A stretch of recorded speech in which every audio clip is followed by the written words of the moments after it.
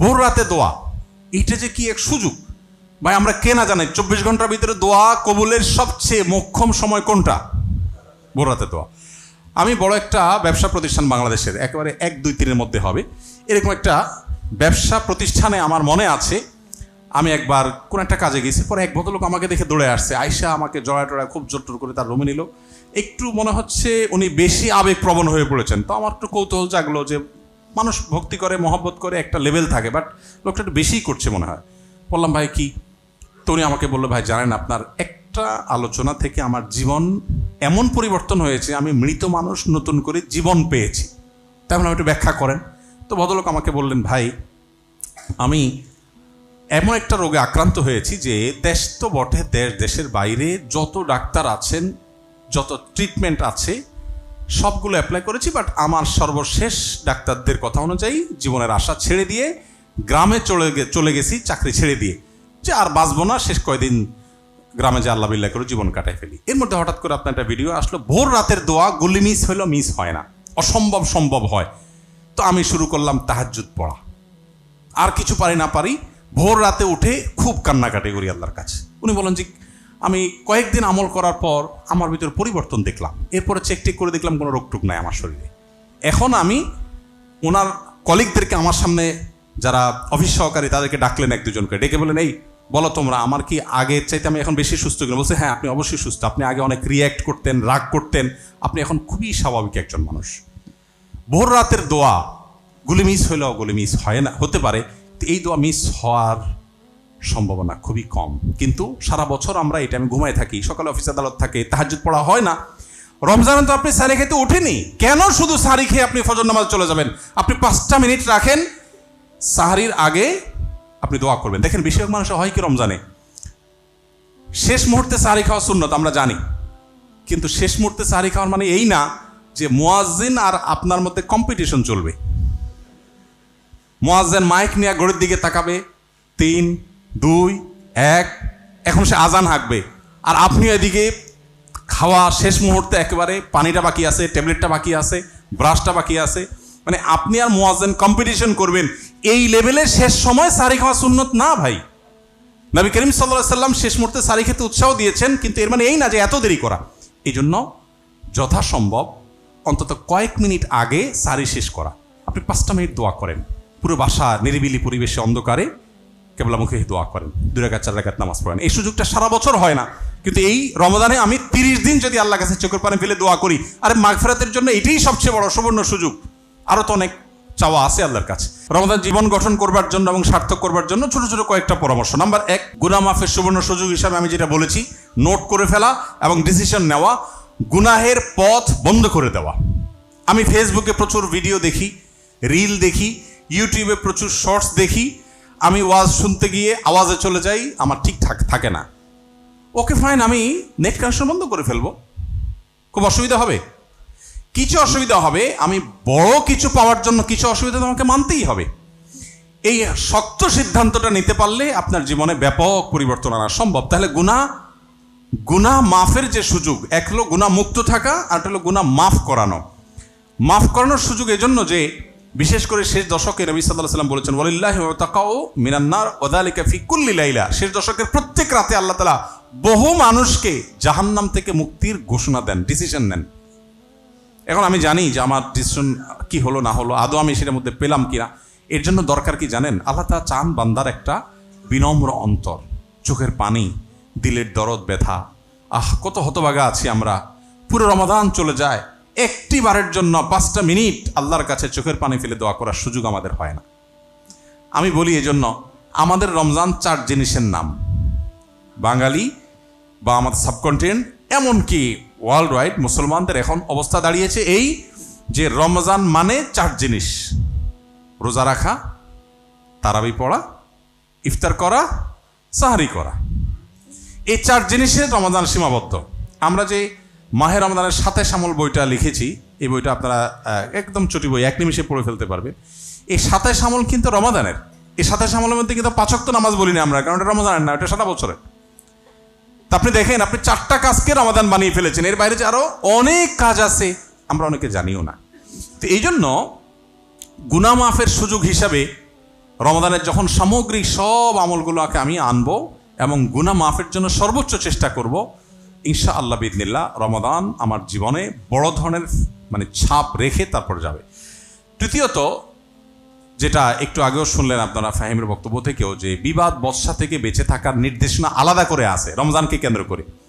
এখন রমজানকে কেন্দ্র করে আপনি দেখবেন যে শয়তান আরও বিভিন্ন ঝগড়ার আইটেম বাড়ায়, উপলক্ষ তৈরি করে। আপনাকে ডিসিশন নিতে হবে যে আপনি রমজানে যত ইস্যু আসুক নিজেকে সর্বোচ্চ শক্ত রাখবেন। বাসা বাড়িতে, বিশেষ করে কর্মস্থলে, যে সমস্ত জায়গাগুলোতে আমাদের বচসা হয়, এই বচসা বিতর্কগুলো এগুলো ছাড়ার একটা প্রশিক্ষণ। আপনি রমজান পুরো মাস যদি ট্রাই করেন, রমজানের পরে দেখবেন কারোর সাথে ঝগড়া করার আগে দেখবেন হঠাৎ একটু বাধা আসছে, কারণ আপনি তো রমজান ধরে স্ট্রাগল করছেন, অভ্যাস করছেন। আচ্ছা, এর পাশাপাশি কোরআনের সাথে সময় কাটানো। কোরআনের সাথে আমাদের হাতে একেবারে সময় নাই, কোরআনের সাথে সময় কাটানোর জন্য অনেকগুলো প্ল্যান আছে।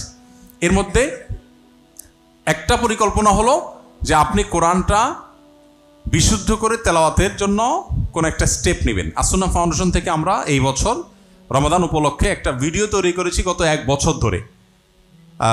ওস্তাদ হুসেন আল মাদানী একজন, যিনি মদিনা ইউনিভার্সিটি থেকে অনার্স করেছেন এবং মসজিদে নববীর টিচার ছিলেন কোরআনের, ওনাকে দিয়ে ভিডিওটা তৈরি করা হয়েছে। এবং এই ভিডিওগুলো রমাদান উপলক্ষে পয়লা রমজান থেকে 25 বা 27 রমজান পর্যন্ত, 25 বা 27টা ভিডিও, 27 রমজান পর্যন্ত 10 থেকে 15 মিনিট সময় যাবে। এখন যার তেলাওয়াত সহি না, সে যদি পরিপূর্ণভাবে এটা ফলো করে, ইনশাআল্লাহ আশা করা যায় যে তার অনেকটা হেল্পফুল হবে। যদিও এটার জন্য ফিজিক্যালি শেখা অনেক বেশি গুরুত্বপূর্ণ এই অনলাইনে শেখার চাইতে। অনলাইনে কিছুটা হেল্প করবে আপনাকে অন্তত অ্যাটলিস্ট।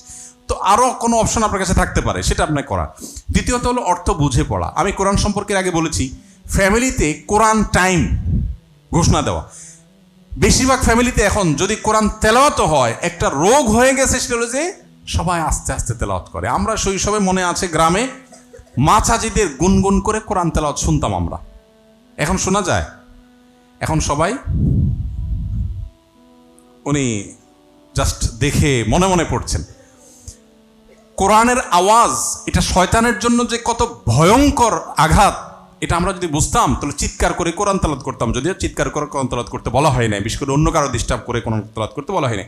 বাসার সবাই মিলে একটু আওয়াজ দিয়ে কোরআন তেলাওয়াত করেন, শয়তান সেখানে প্রবেশ করে না। সূরা বাকারা একটু আওয়াজ দিয়ে তেলাওয়াত করেন, ইনস্ট্যান্ট দেখবেন আল্লাহর কুদরত, যে শয়তান এবং শয়তানি এই বাচ্চাদের যে অ্যাবনর্মাল দুষ্টামি, এগুলোর জন্য আমি তো বহুবার দেখেছি সূরা বাকারা চালু করে দেওয়ার পরে বা তেলাওয়াত শুরু করে দেওয়ার পরে আওয়াজ করে মনে হয় আগুনে পানি দিয়ে দিয়েছে। তো বাসা বাড়িতে একে তো একটা সময় কোরআন তেলাওয়াত করা, দ্বিতীয়ত হলো কোরআন একটু উচ্চস্বরে সরবে যাতে শোনা যায় সেভাবে তেলাওয়াত করা। তৃতীয়ত, বিশেষ করে তারাবিকে কেন্দ্র করে আমরা যে বইটা লিখেছি মাহে রমাদানের, তারাবির সালাতে কোরআনের বার্তা, আপনি বাসায় আজকের যে পারা তেলাওয়াত হবে সেটা সামারিটা আমরা একটু সব মিলে 10 মিনিট সময় লাগবে না, 3-4টা পৃষ্ঠা মাত্র, আমরা একটু পর্যালোচনা করে নিই। আজকে তুমি করবা, কালকে আমি করব, কালকে মেয়েটা করবে, ছেলেটা করবে, গ্রুপ স্টাডি করা, একটা পরিবেশ তৈরি হয়। আমি চেষ্টা করি আমার বাসায়, আলহামদুলিল্লাহ। এটা যদি আমরা করি ইনশাআল্লাহ বিদিনিল্লাহ রমাদানকে অনেক বেশি সফল আমরা কাটাতে পারবো। ভোর রাতে দোয়া, এইটা যে কি এক সুযোগ ভাই, আমরা কে না জানি 24 ঘন্টার ভিতরে দোয়া কবুলের সবচেয়ে মোক্ষম সময় কোনটা? ভোর রাতে দোয়া। আমি বড় একটা ব্যবসা প্রতিষ্ঠান বাংলাদেশের একেবারে 1-2-3-এর মধ্যে হবে এরকম একটা ব্যবসা প্রতিষ্ঠানে আমার মনে আছে, আমি একবার কোন একটা কাজে গেছি, পরে এক ভদ্রলোক আমাকে দেখে দৌড়ে আসছে, আয়সা আমাকে জড়ায় খুব জোর করে তার রুমে নিল। একটু মনে হচ্ছে উনি বেশি আবেগপ্রবণ হয়ে পড়েছেন। তো আমার একটু কৌতূহল জাগলো যে মানুষ ভক্তি করে, মহব্বত করে, একটা লেভেল থাকে, বাট লোকটা একটু বেশিই করছে মনে হয়। বললাম ভাই কি? তো উনি আমাকে বললো, ভাই জানেন আপনার একটা আলোচনা থেকে আমার জীবন এমন পরিবর্তন হয়েছে, আমি মৃত মানুষ নতুন করে জীবন পেয়েছি। তেমন একটু ব্যাখ্যা করেন। তো ভদ্রলোক আমাকে বললেন, ভাই আমি এমন একটা রোগে আক্রান্ত হয়েছি যে দেশ তো বটে, দেশের বাইরে যত ডাক্তার আছেন, যত ট্রিটমেন্ট আছে সবগুলো অ্যাপ্লাই করেছি, বাট আমার সর্বশেষ ডাক্তারদের কথা অনুযায়ী জীবনের আশা ছেড়ে দিয়ে গ্রামে চলে গেছি, চাকরি ছেড়ে দিয়ে, যে আর বাঁচবো না, শেষ কয়দিন গ্রামে যে আল্লাহ বিল্লাহ করে জীবন কাটাই ফেলি। এর মধ্যে হঠাৎ করে আপনার একটা ভিডিও আসলো, ভোর রাতের দোয়া, গুলি মিস হইলো, মিস হয় না, অসম্ভব সম্ভব হয়। তো আমি শুরু করলাম তাহাজ্জুদ পড়া, আর কিছু পারি না পারি ভোর রাতে উঠে খুব কান্নাকাটি করি আল্লাহর কাছে। উনি বলেন যে আমি কয়েকদিন আমল করার পর আমার ভিতরে পরিবর্তন দেখলাম, এরপরে চেক করে দেখলাম কোনো রোগটুক নাই আমার শরীরে। এখন আমি ওনার কলিগদেরকে আমার সামনে যারা অফিস সহকারী তাদেরকে ডাকলেন, 1-2 জনকে ডেকে বলেন, এই বলো তোমরা, আমার কি আগের চাইতে আমি এখন বেশি সুস্থ কিনা? বলছে হ্যাঁ, আপনি অবশ্যই সুস্থ। আপনি আগে অনেক রিয়্যাক্ট করতেন, রাগ করতেন, আপনি এখন খুবই স্বাভাবিক একজন মানুষ। ভোর রাতের দোয়া গুলি মিস হইলেও গুলি মিস হয় না, হতে পারে, এই দোয়া মিস হওয়ার সম্ভাবনা খুবই কম। কিন্তু সারা বছর আমরা এটা আমি ঘুমায় থাকি, সকালে অফিস আদালত থাকে, তাহাজ্জুদ পড়া হয় না। রমজানে তো আপনি সারি খেতে ওঠেনি, কেন শুধু সারি খেয়ে আপনি ফজর নামাজ চলে যাবেন? আপনি 5টা মিনিট রাখেন, সাহারির আগে আপনি দোয়া করবেন। দেখেন বেশিরভাগ মানুষ হয় কি, রমজানে শেষ মুহূর্তে সাহারি খাওয়া সুন্নত আমরা জানি, কিন্তু শেষ মুহূর্তে সাহারি খাওয়ার মানে এই না যে মুয়াজ্জিন আর আপনার মধ্যে কম্পিটিশন চলবে।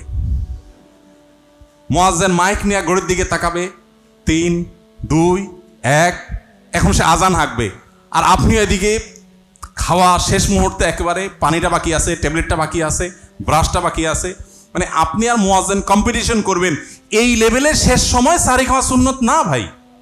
নবী করিম সাল্লাল্লাহু আলাইহি সাল্লাম শেষ মুহূর্তে সাহারি খেতে উৎসাহ দিয়েছেন, কিন্তু এর মানে এই না যে এত দেরি করা। এই জন্য যথাসম্ভব অন্তত কয়েক মিনিট আগে সাহারি শেষ করা। আপনি 5টা মিনিট দোয়া করেন, পুরো বাসা নিরিবিলি পরিবেশে অন্ধকারে কেবলামুখী দোয়া করেন, 2 রাকাত 4 রাকাত নামাজ পড়েন। এই সুযোগটা সারা বছর হয় না, কিন্তু এই রমজানে আমি 30 দিন যদি আল্লাহর কাছে চোখের পানি ফেলে দোয়া করি, আরে মাগফিরাতের জন্য এটাই সবচেয়ে বড় সুবর্ণ সুযোগ। আরও তো অনেক চাওয়া আছে আল্লাহর কাছে। ইতিকাফ করা, ইফতারের আগে দোয়া করা। ইফতারের আগে তো আমরা হুলস্থুল করি, এটা বলার অপেক্ষা রাখে না। আমরা জাল হাদিস বানায় নিয়েছি, রমজানে খাওয়ার কোনো হিসাব নাই, রমজানে খাওয়ার কোনো হিসাব নাই। রমজানে খাওয়ার হিসাব তো আরো কড়া হওয়ার কথা। যে আল্লাহ যদি বলে বান্দা দিনের বেলা খাওয়াই বন্ধ করে দিয়েছে, আর তোমার বাজেটই বাড়াই দিয়েছো তুমি, আরো উল্টা আরো ধরা খাওয়ার সম্ভাবনা। ইফতারের আগে খাবার নিয়ে ব্যস্ত হই, ঠিক আছে ভাই, আমরা অনেক আইটেম খাই, 5-10 মিনিট আগে একদম রেস্ট্রিক্টিভ, যা হয়েছে হয়েছে, চুলায় হয়েছে বন্ধ করে দাও, 10 মিনিট সবাই আমরা দোয়া করবো চোখের পানি ফেলে। এই জিনিসগুলোকে আমাদের সিরিয়াসলি দেখা উচিত। আসলে না হওয়ার কারণে দেখা যায় ওই তাড়াহুড়া চলে যায়। ইফতার করেন আর আজানের জবাব দেন মাগরিবের, কজন আছেন? ম্যাক্সিমাম মানুষ আমরা মিস করি, একটু চেষ্টা করলে করা সম্ভব। ইতিকাফ করা, রমজানের সবচেয়ে মজা হলো শেষ দশকে। আমাদের দেশে প্রথম দশকে মসজিদ ফিল আপ হয়ে, বারান্দা ফিল আপ হয়ে রাস্তায় কার্পেট বিছানো লাগে। দ্বিতীয় দশক হলে বারান্দার মুসল্লি আর থাকে না, কার্পেট গোছায় ফেলে মুয়াজ্জিন সাহেবরা, এখন ভেতরে চলে আসে মুসল্লি। আর শেষ দশক আসলে একদম ক্রিম যেগুলো ওয়াক্তিয়া মুসল্লি ওইগুলো থাকে, আর বাকি অতিরিক্তগুলো ঝরে পড়ে যায়। অথচ রমজানের স্বাদটাই হলো শেষে। নবী করিম সাল্লাল্লাহু আলাইহি সাল্লাম জীবনে কখনো ইতিকাফ ছাড়েন নাই। উনি জীবনে কখনো ইতিকাফ, দ্বিতীয় হিজরিতে রমজান রোজা ফরজ হয়েছে, দশম হিজরিতে মৃত্যু হয়েছে, এই 8 বছর কখনো রমজানের শেষ দশকে ইতিকাফ ছাড়েন নাই।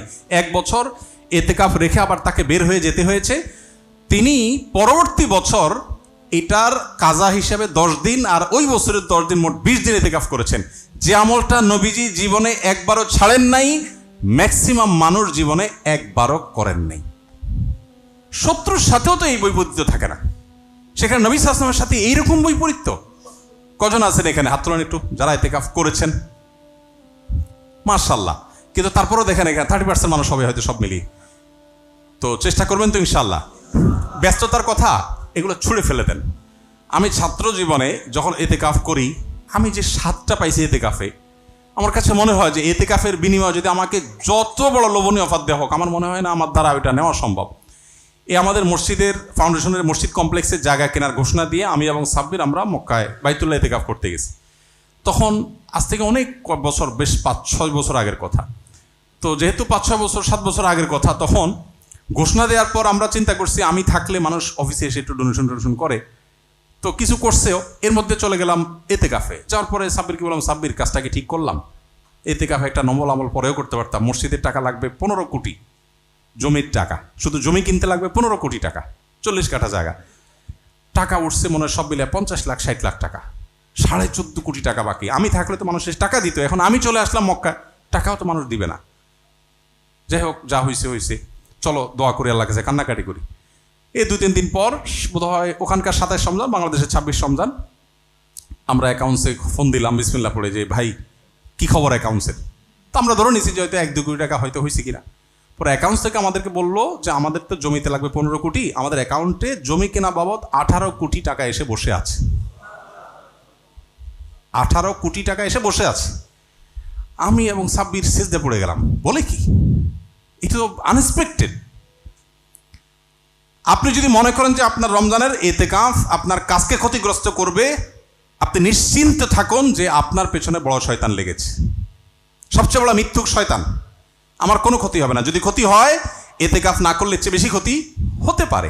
এটা ডিসিশনের ব্যাপার যে আমি এতেকাফ করবো, সব আগে ভাগে গোছায় নেবো, কিচ্ছু হবে না। আপনি মরে গেলে কিচ্ছু থেমে থাকবে না, সব চলবে। অতএব এতেকাফ করবো তো ইনশাআল্লাহ। 3টা আমল, আরাফাতের দোয়া, এতেকাফের স্বাদ আর সেজদার দোয়া, এই 3টা জিনিসকে পৃথিবীর কোনো কিছুর সাথে আপনি কম্পেয়ার করতে পারবেন না, কোনো কিছুর সাথে। আপনি একটা রমজান এতেকাফ ভালো করে করে দেখেন, আপনি যে স্বাদটা পাবেন। সারা বছর নানান এঙ্গেজমেন্ট, ফোকাস থাকে না, এতেকাফের সময় আপনি মসজিদে আবদ্ধ হয়ে গেছেন, চাইলেও বাইরে যেতে পারছেন না, অটোমেটিক আপনার দ্বারা ভালো কাজ হবে। আল্লাহ আমাদেরকে তৌফিক দান করুন। পরিবারের দিনই আবহাওয়া গড়ে তোলা সম্পর্কে আমি বলে ফেলেছি, সে সম্পর্কে আর আমি বলবো না, শুধু আত্মজিজ্ঞাসা করে শেষ করছি। সেটা হলো, জীবনে তো অনেক রমাদান গেল, কয়টা রমাদান আছে যে রমাদানটাতে আমার তৃপ্তি মতো আমি আমল করে মনে হয়েছে যে আলহামদুলিল্লাহ আমি কিছু একটা করতে পেরেছি? বেশিরভাগ রমাদান আমাদের হেলায় ফেলায় কেটে গেছে। অথচ পক্ষান্তরে আমরা সাহাবীদেরকে যদি আমি দেখি যে সাহাবীরা কয়টা রমাদান পেয়েছেন, অনেকে একটা রমাদান পেয়েছেন, অনেকে জীবনে 2বার রমাদান পেয়েছেন, আর আমরা 40 বার 50 বার এক একজনের রমাদান পেয়েছি। এক রমাদান পুরো জীবনকে চেঞ্জ করে দিয়েছে।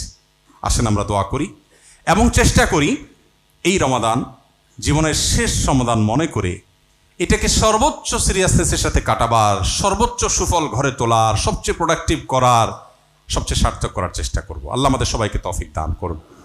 অনেক বেশি সময় আপনাদের নিয়ে ফেলেছি, এশার নামাজ বাকি আছে, আপনারা বের হবেন, দূর দূরান্তে যাবেন। কথা হয়তো আরও অনেক বলার ছিল, আমরা বলবো ইনশাল্লাহ। সারা বছর আমরা কথা বলতে পারবো, কিন্তু আমার মনে হয় আমল করার জন্য খুব বেশি কথার প্রয়োজন নেই। আমাদের আজকে আপনারা দেখেছেন যে একজন ডায়েটিশিয়ান বা একজন বিষয় এক্সপার্ট আপনাদের সাথে কথা বলেছেন। আমাদের আমলের সাথে আমাদের এই যে রুটিন সম্পর্কে আপনারা, আমাদের প্রোডাক্টিভিটি সম্পর্কে আমাদের ফাহিম, সে বিষয়ে এক্সপার্ট মানুষ, তার সাথে থেকে কথা শুনেছেন। আমরা সবগুলো বিষয়কে যদি আমরা আমলে আনতে পারি, ইফতারের আইটেমে যদি, ভাই নিশ্চয়ই বলেছেন, আমি জানি না কি বলেছেন না বলেছেন, ইফতারের আইটেমে যদি আপনি ভাজা পোড়ার বিরুদ্ধে যুদ্ধ ঘোষণা করতে পারেন, এখন আপনার ছোলা বুট ছাড়া যদি রোজাই না হয় তো যে কঠিন। আপনি যদি হেলদি খাবারে আসেন, হেলদি লাইফস্টাইলে আসেন, দেখবেন জীবনের রমাদানের অনেক বরকতের সাথে এগুলোর অনেক গভীর সম্পর্ক আছে। অতএব সে চেষ্টা আমাদের সবাইকে রাখতে হবে।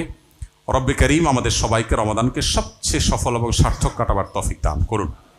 আমরা রমাদানে আমাদের ইবাদতের প্রতিবন্ধকতাগুলোর বিরুদ্ধে যুদ্ধ ঘোষণা করে আসুন রমাদানকে সাজাবার জন্য এখন থেকে প্ল্যান পরিকল্পনা করি, এবং আমাদের পরিকল্পনার অংশ হিসাবে আমি বারবার বলেছি আল্লাহর কাছে চোখের পানি ফেলে দোয়া করা। আমরা সব প্ল্যান করলে হবে না, আমি প্ল্যান করার যা করব পাশাপাশি আল্লাহর কাছে মঞ্জুর করে নিই যে আল্লাহ, এই রমাদানটা আমার জীবনে ছাপ ফেলে দেওয়া যেন একটা রমাদান হয়ে যায়। আল্লাহ আমাদের সবাইকে তৌফিক দান করুন।